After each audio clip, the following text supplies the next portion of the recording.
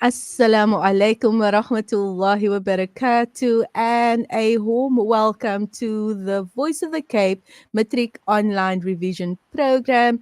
Today we are covering the subject of English with the facilitator Muslimah Ismail Allie, and yes, she is she's currently based in Cairo, Egypt, and this is the second lesson in our series of online revision programs. And the topic, or rather the topic for today, I'm going to leave that to Muslima. But before we hand over to Muslima, just to give you a brief overview and intro into who she is, Muslima Ismail Ali is a language tutor with 8 years experience with a BA in Arabic and Islamic study. She's also an educator in Islamic studies and a public speaker, being formerly one of my colleagues here at the Voice of the Cape, presenting and producing as well.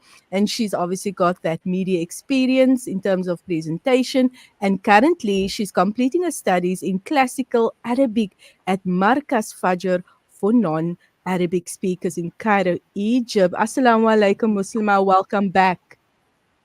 Walaikum salam. It is definitely a pleasure to be back with you once again, Juanita. Alhamdulillah. And yes, just before we get into the lesson, Muslima, I want to also just remind the viewers to check the drop down section below, or rather the running credits below, and to note that the Voice of the Cape's online matric revision program for this year is proudly sponsored by the Two Oceans Graduate Institute. They are an accredited online platform where you can become a primary or a high school teacher, and you can do so in the privacy of your home.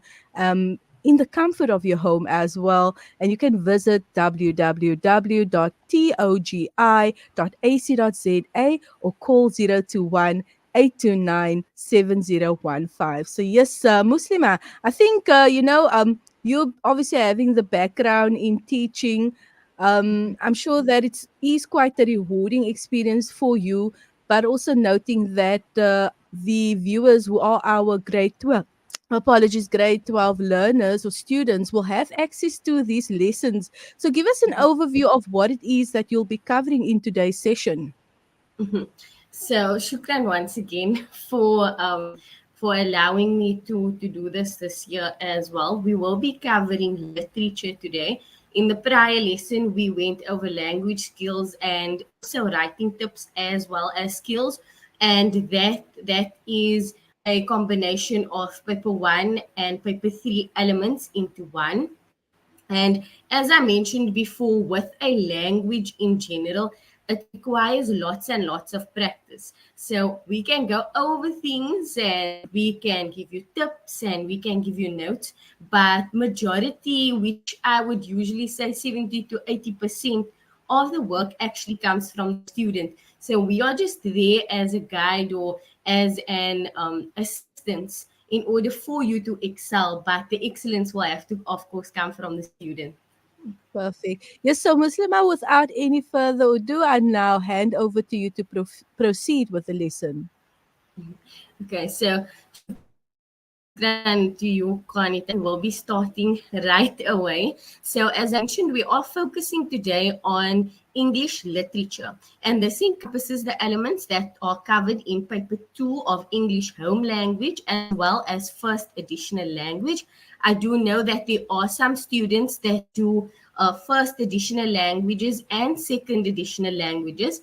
However, English would be very similar with regards to the levels and the content that is covered.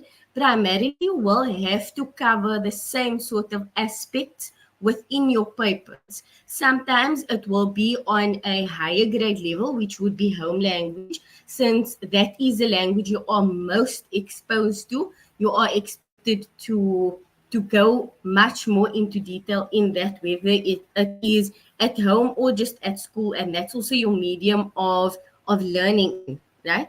So what we are going to do first is I am going to go through the prescribed literature through poetry, dramas, and novels, right? So these are the three elements that's included within your paper two on a yearly basis, whether it is mid-year or end-year.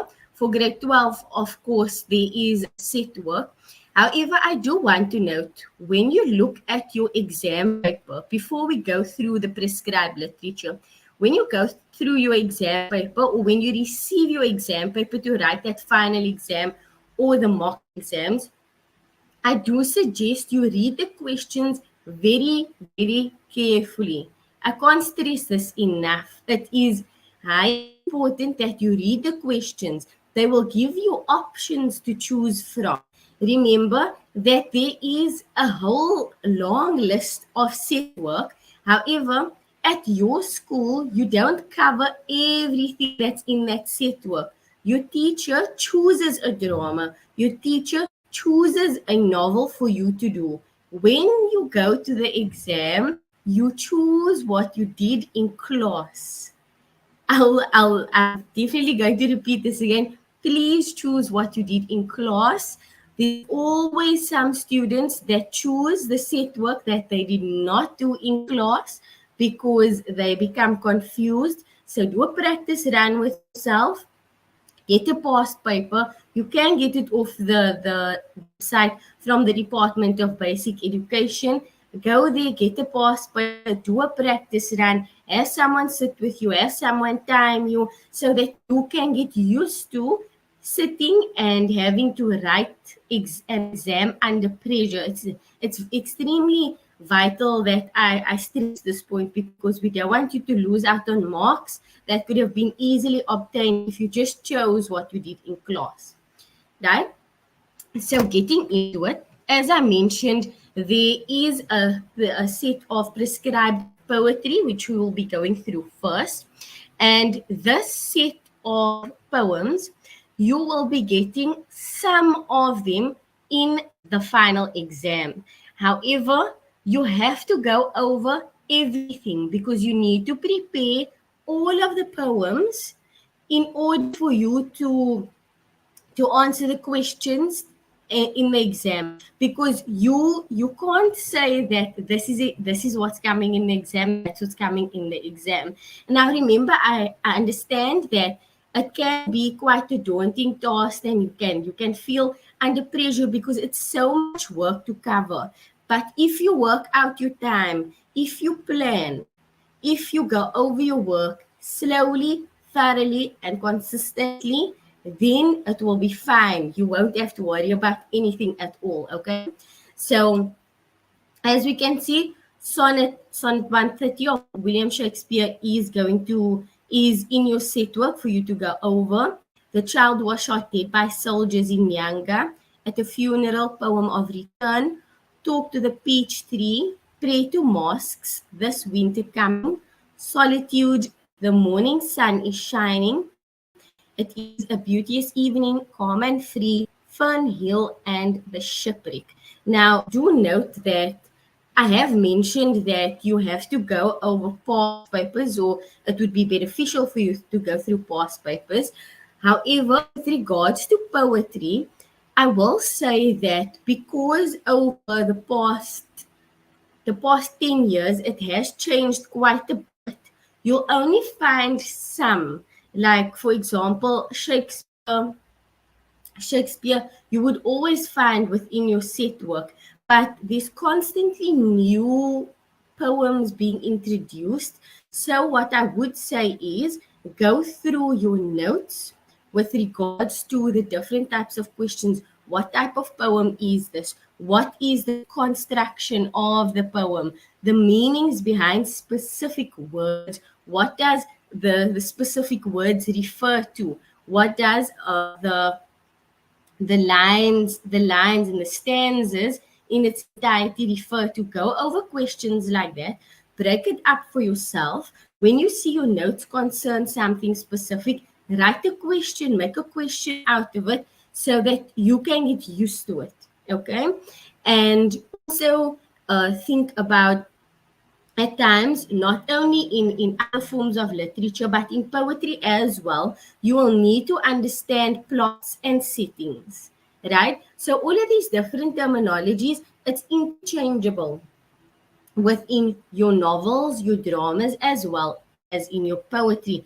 Of course, depending on the type of poem that it is, they will also they will also highly likely ask you about the meaning behind the poem, but they will ask you maybe something more holistic as well, in order to gauge whether or not you actually understand the contents of this poem.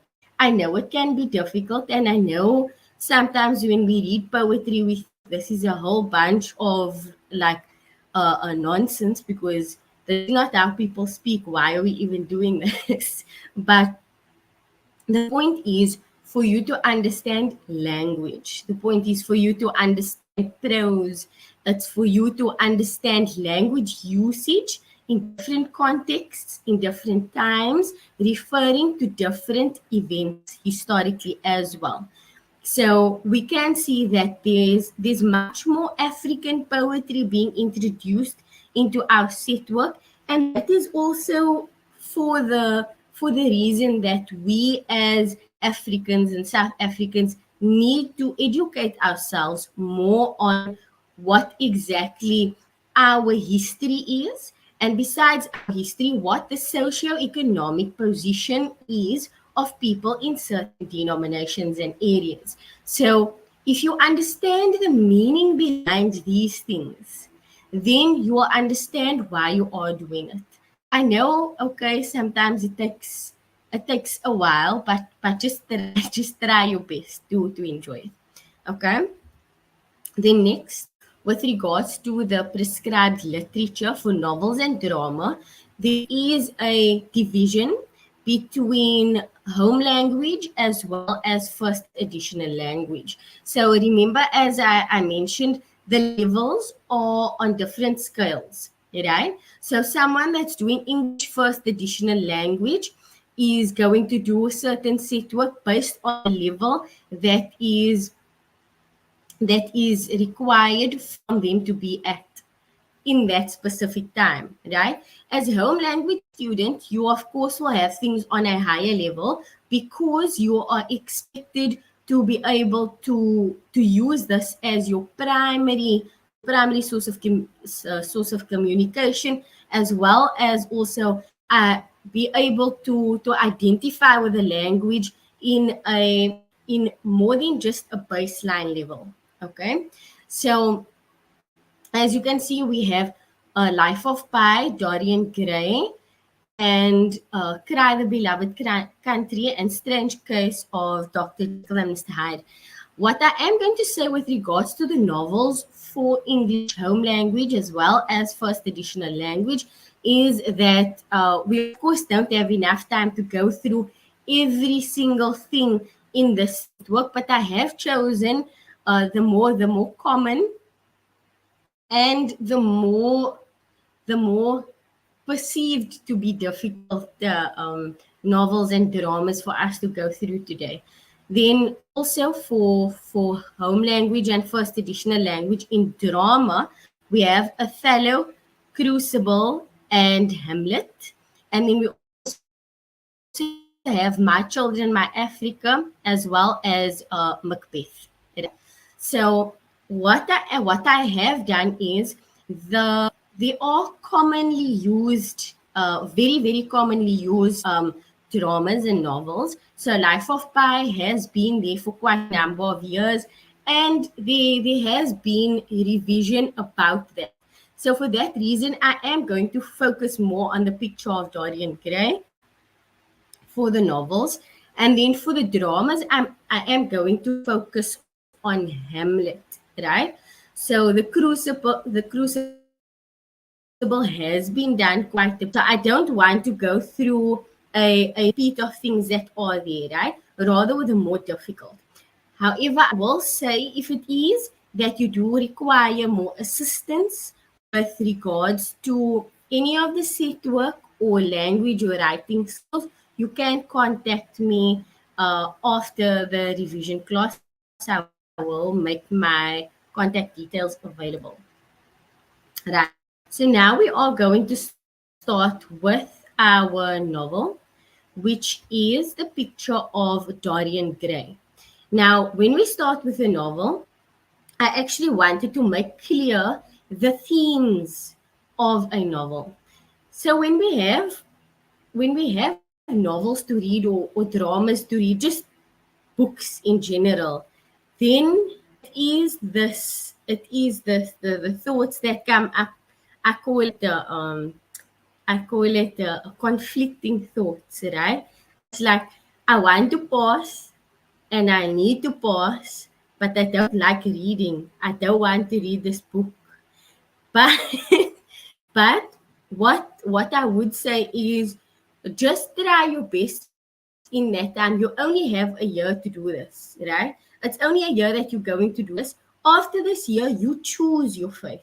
You choose exactly what it is that you want to do. You might not have to do English after this, but make your best English year if it is your last. And even if it isn't your last, make it your best English year for now. And then after that, you just get better and better and better.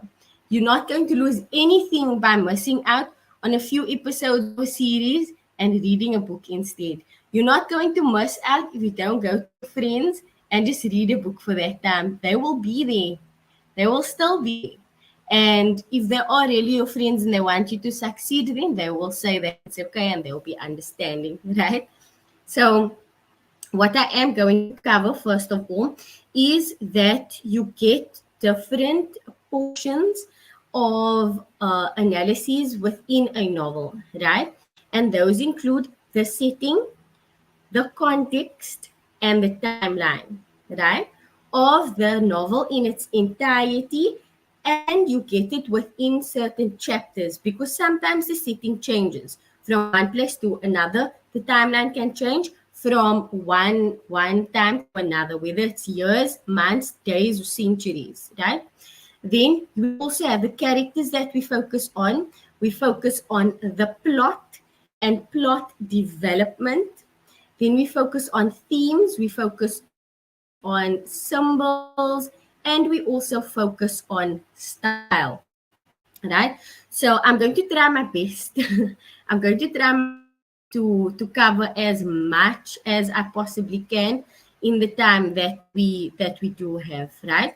So what I am going to do is I am going to go through each section in an extreme summarized form, if I can say it that way, right? So as I mentioned in the previous class that we do have spoken words. So it's formed in different themes, which would be literal reorganization, inference, and the different questions under these type of question themes, right? So that also applies in literature. It also applies in poetry as well as novels, right? So just remember that it's still important for you to know that for all of your exam papers, right? Now, in summary of the novel, right, the picture of Dorian Gray tells a story of the bargain of one man and with the devil himself, right? So it's between the man and the devil, right? So in exchange for him having youth and beauty eternally, he sacrifices his soul to live a life where he follows just his own pleasure and his own enjoyment. And this is just so that he can put his pleasure and his enjoyment above all else, above everything else in his life, right? That is basically his main goal by this, right?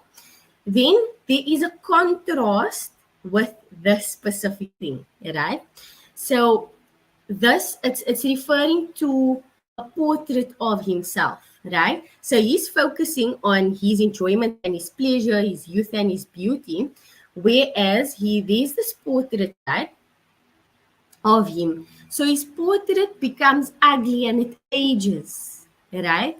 And this reflects the destruction of his soul in making this deal with the devil.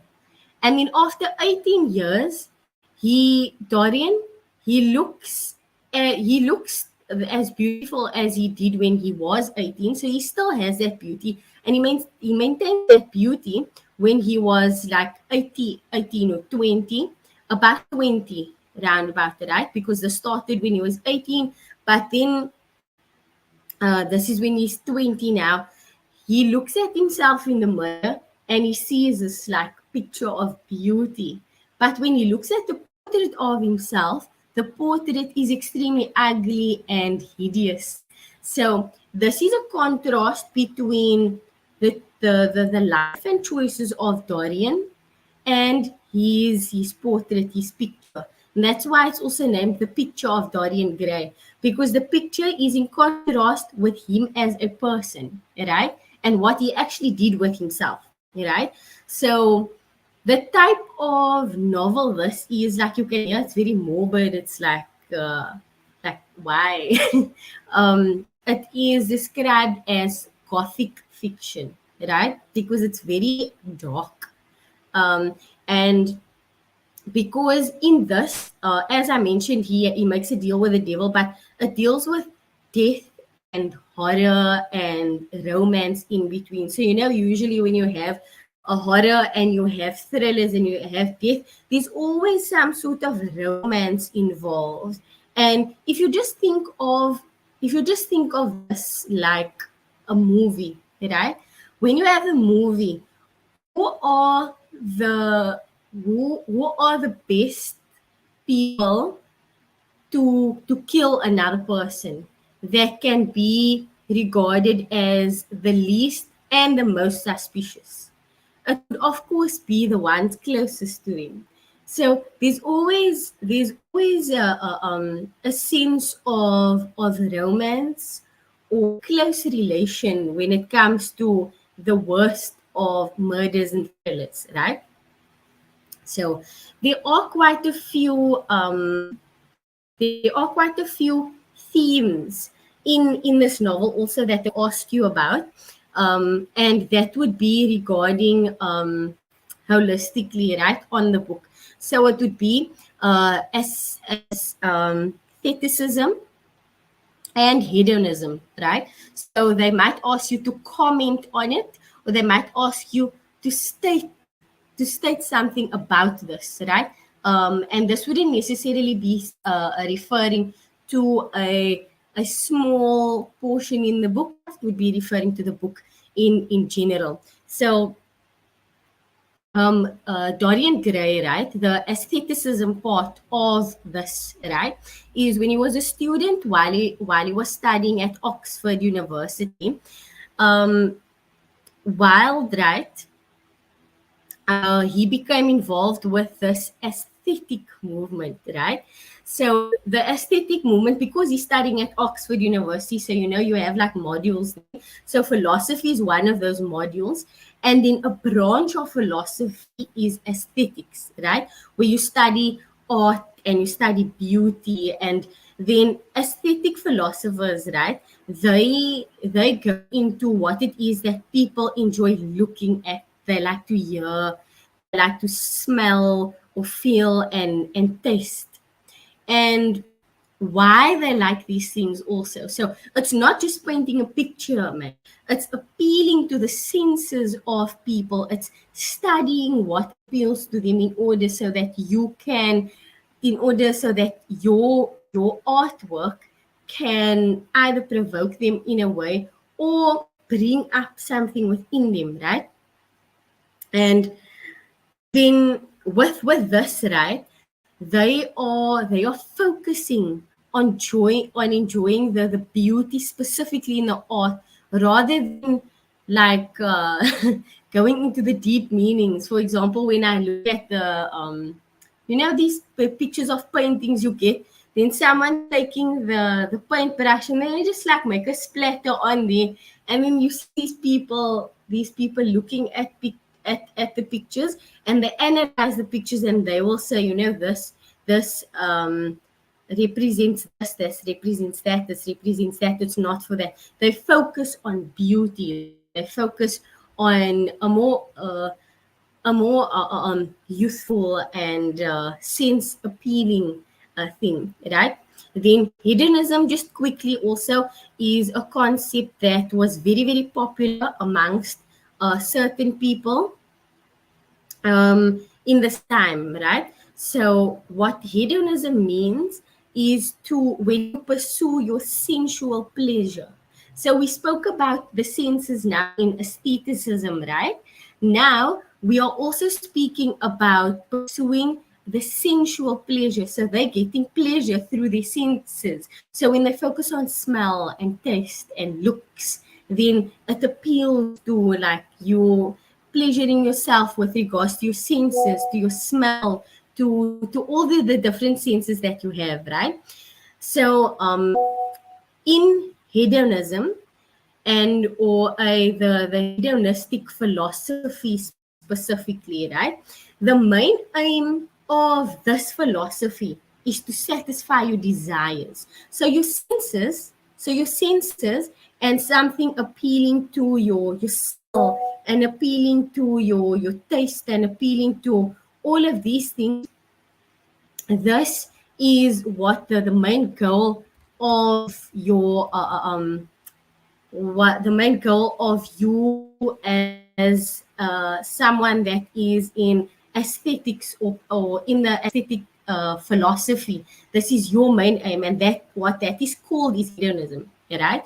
So these are just some of the points about the book, about the novel in general, which also connects to the author, which is Oscar Wilde. So as I mentioned in Wilde, when I mentioned earlier Wilde, I wasn't speaking about Dorian Gray specifically, but the author that wrote about Dorian Gray, right? So the time you're living in connects to what you are writing in that time, right? Your experience relates to what you are writing in a novel, and you as a reader, when you are reading, you have to immerse yourself into the head of the author, into the head and feelings of the characters, right? So when you are doing this, you get an understanding of all of these different elements that influence them when they wrote. So Oscar Wilde lived in this sort of time, right? When he was studying at Oxford, and there was like this branch of philosophy, and it was called aesthetics and so on. And this is what he was also like focusing on at that time because he was involved with him, right? So I am just going to briefly, briefly, just go through the setting context and timeline and the characters so that we can move on to fit everything in. So with regards to the context, the setting, and the timeline, just to paint, this is what paints a picture for us, right? If you are still unsure about what setting is the place where this book or this novel is taking place, right? The area, it can be a country, it can be a region. So when you talk about the set of a movie, right?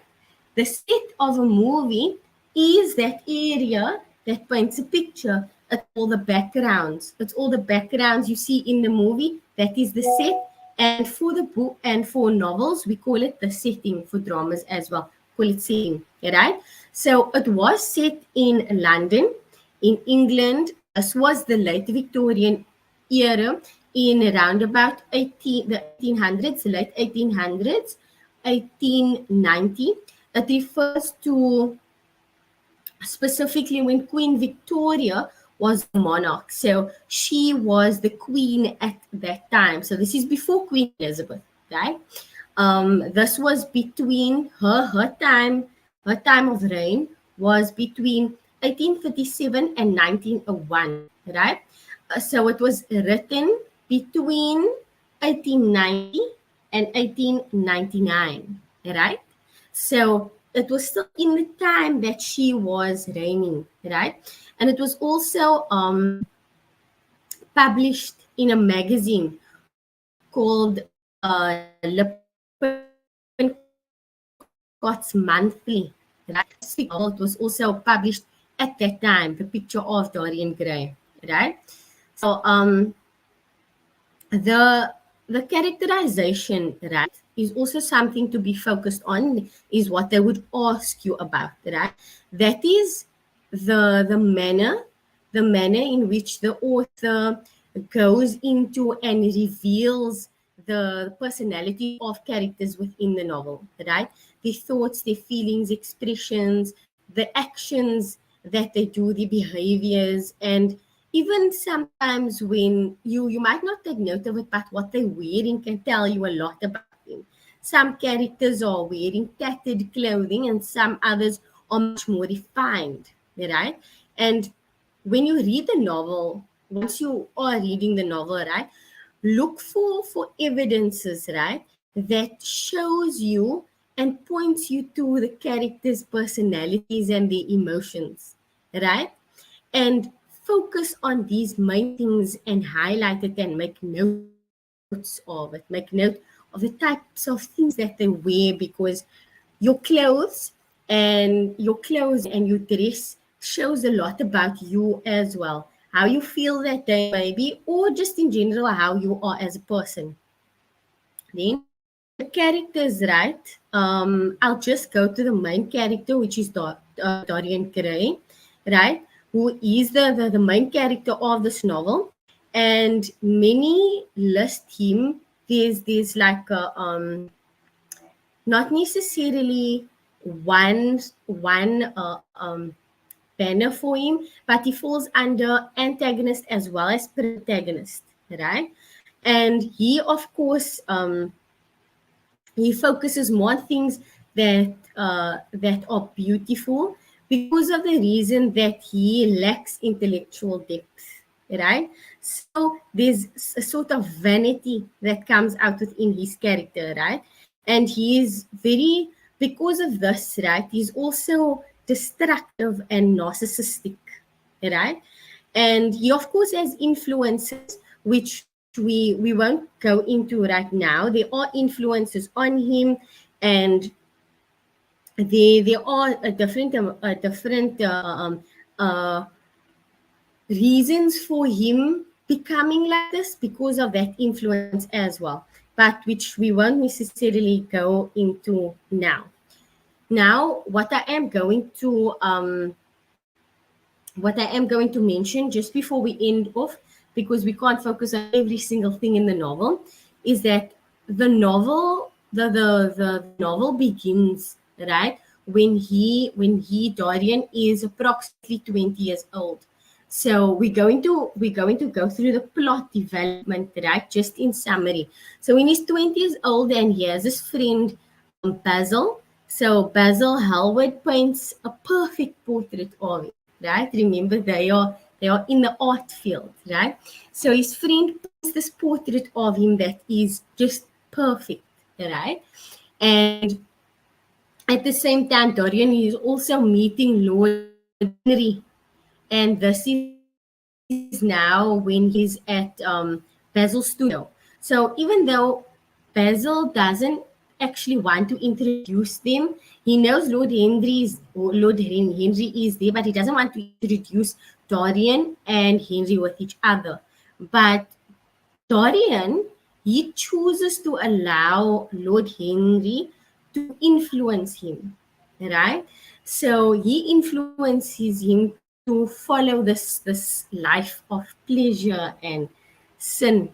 And it is this is one of the reasons also that, like, Basil wasn't keen on introducing the two of them, man, because he had insight into the fact that they might have an effect on each other, or Lord Henry might have an effect on Dorian, and which is what exactly what happened. So in summary, right, from chapter 1 to chapter 10, right, this speaks about the early time in Dorian's pursuit, right? So he's pursuing pleasure and self-indulgence, right? So chapter 1 to 10 deals with that. But from chapter 11, right, that takes place 18 years later. So this is after his active pursuit of pleasure and self-indulgence, right? This is after that pursuit. Now they're giving you a picture of what happened afterwards, right? So as you can hear, there is like quite a bit to go through with regards to this, right? There are different themes that we can extract from that, the beauty and youth also, negative influences, art and life, then also appearance versus reality, right? When we compare the picture and what the reality of it is of Dorian Gray's life, right? So that versus each other. You also get outer beauty, but when you follow your desires and your pleasures, uh, when you follow your desires and your pleasures solely, then what happens is you deprive yourself from certain things spiritually and things that contribute to your soul. And that is why they say when you indulge yourself too much in vanity and art and just pleasure, then you deprive your soul of what it needs, right? So all of these different things is what is covered in this and as I mentioned, we can you can of course contact me if you would like more information regarding this novel. However, we do have to continue just for this revision session. We want to cover as much as possible. So we are going to do it in a sort of summarized manner, as I mentioned, right? So we're going to move on now to drama, which is Hamlet. Okay, so I know that this is a bit challenging for some because Hamlet is Shakespeare, and many do not enjoy Shakespeare. I will be honest, I relate a lot. When I was in your shoes, but um, I wouldn't say it grew on me, but I would say that you it gives you insight into a different time, and it gives you insight into the different ways that people live, the different ways that people think also. If we look at the Shakespearean era, we look at that entire time, then we will see that there are great differences in the the times that they lived in, the way it was set, the way they communicated, and it's simple things like when they speak to each other, they speak to each other by saying like odd words. But when you hear the word usage, that is what you can appreciate from this level of writing, right? You appreciate the vocabulary that is used because at that we are in a degeneration of language, right? So it's almost as if proper language usage is going out the door because we are confining ourselves to the new era of using not necessarily the correct words, but made up words sometimes to make it easier for people, right?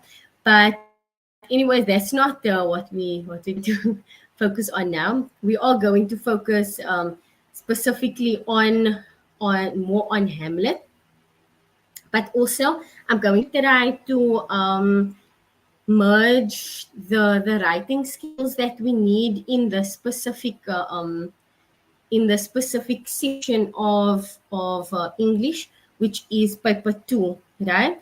So just when we write essays, which will often come in our exams, it will focus on the question, will focus on the themes, the characters, the plot, and the style, right?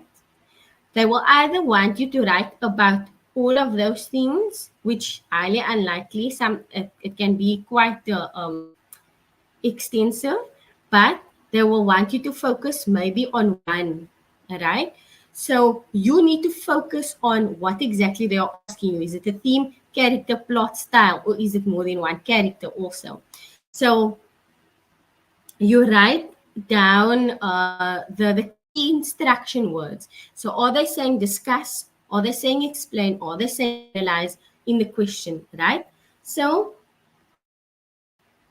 when you write this essay, right, what you do is you write the topic statement for your essay within the introduction, right? You have to write the topic statement. So you sort of introduce it, give an overview, a background, depending on if it's about the character, the theme, the plot, etc. You just give us a very simplified background, but make sure that within that background you write your topic statement for the essay.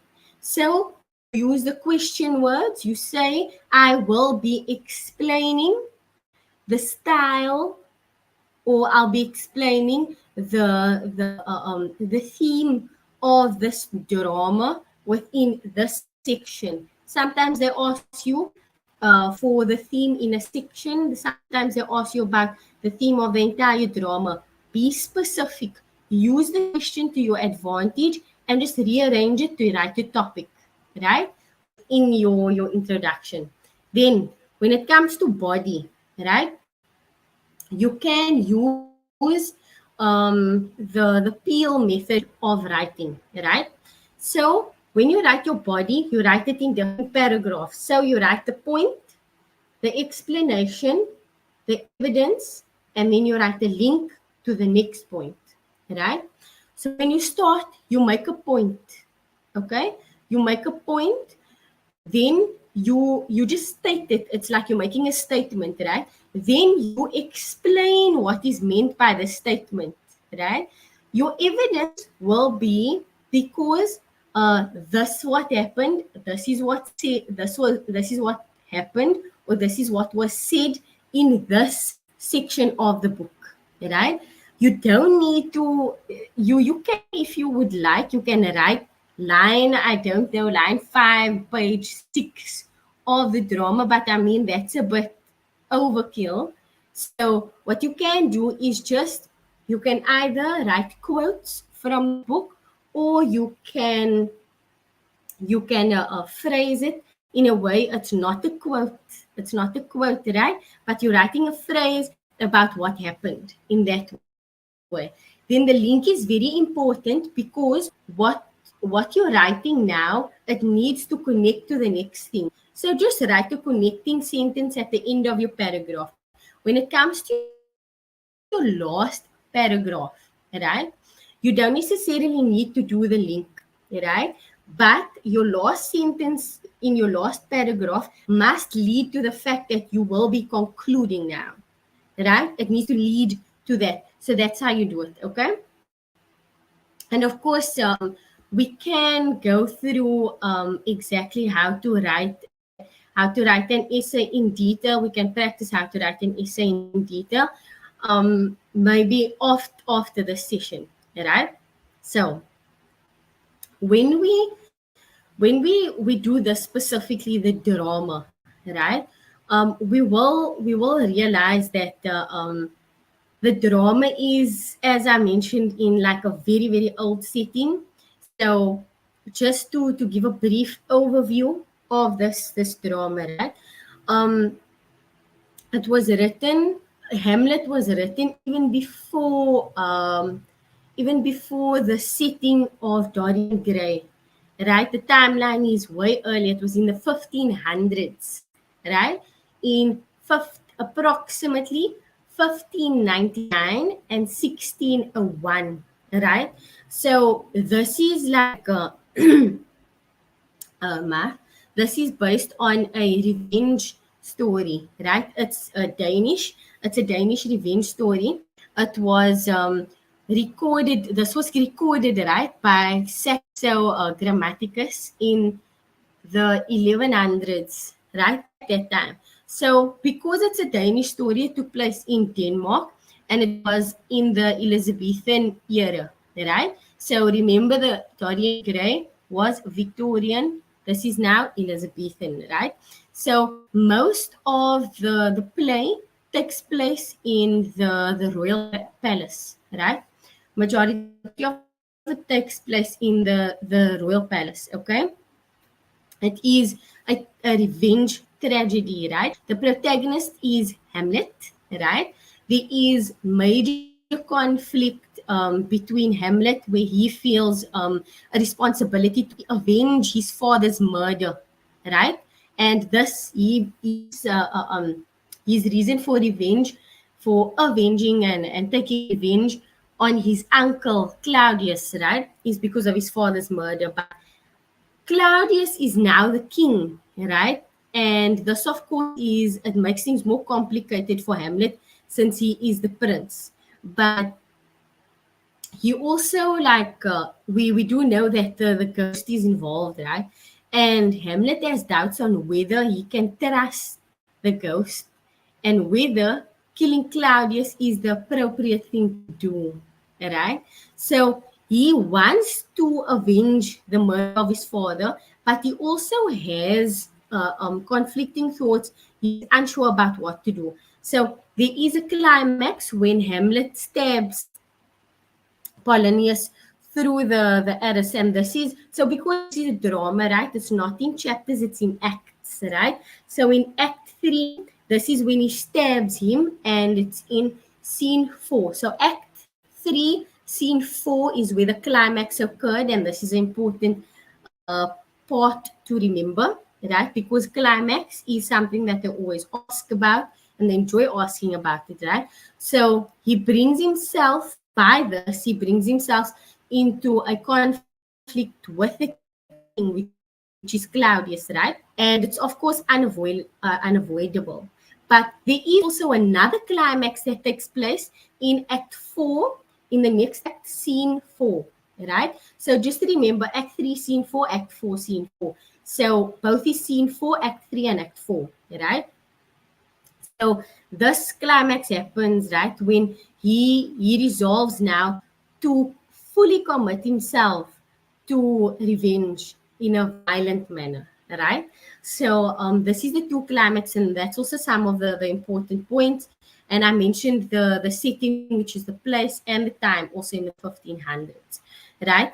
So there are quite a number of elements that can be covered in drama in general, and specifically in the drama of Hamlet. There's a lot of things to understand because it's very different to ours, and it includes the chain of being, right? It's The chain of being refers to specifically the the levels of hierarchy in belief, if I have to mention it that way, right? So it's regarding the you get humanity and animals. Obviously, we would consider that animals are below us in the chain because of their intellect or lack of intellect, right? So what we have is elements, right? Elements, the air, the earth, and so on, that gets feeded on. Animals feed on those elements. We feed on elements and animals. And then we have angels that are above us and the deities which are above them, right? And of course, this is not only specific to Islam.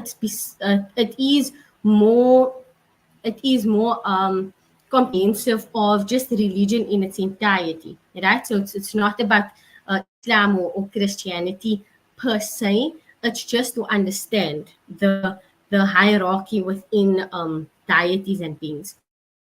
So I will have to end off on that note. There is quite a lot to go through with regards to this specifically, but I will say, if there are any additional questions, if there are concerns, if you want notes, if you want practice runs, you can contact me via email, or you can also get into contact with me via Instagram, or you can contact the radio and just ask them for contact details. Wonderful. Shukran so much, Muslima, for a very informative session today. You've definitely taken me back to my grade 12 years, which was many moons ago. But shukran once again for an informative session. And if anyone would like to make contact with Muslima, we will gladly share that details with you. You can call our reception desk, and the number is 021 44235. Apologies, 00. But also to remind you that the Matric online revision session, which we are conducting, is proudly sponsored by the Two Oceans Graduate Institute. And if you are not familiar with the Two Oceans Graduate Institute, you can hop onto their website. An accredited they are an accredited online education provider where you can study to become a teacher, be it high school or primary school teacher, in the comfort and privacy of your own home. For more information, you can check out the website, and that website details is www.togi.ac.za, or call the Two Oceans Graduate Institute on 021 Well, that is a wrap from myself and our guest Muslima Ismail, or rather Muslima Ismail Ali. Yeah, we'll look forward to having you back. And I think the next session will be on Arabic, inshallah. So shukran once again. And assalamu alaikum wa rahmatullahi wa barakatuh. Wa alaikum salam